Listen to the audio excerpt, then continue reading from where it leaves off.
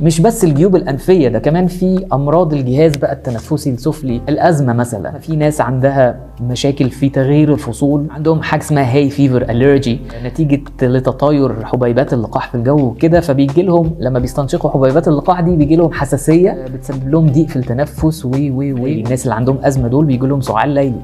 التهاب الشعب الهوائية بلا شك بيسبب سعال.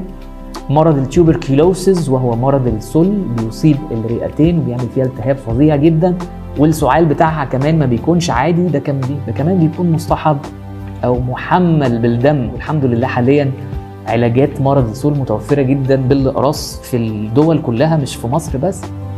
التهاب رئوي كمان من الامراض اللي من احد اعراضها السعال، وبيبقى مميز جدا السعال بتاع الالتهاب الرئوي.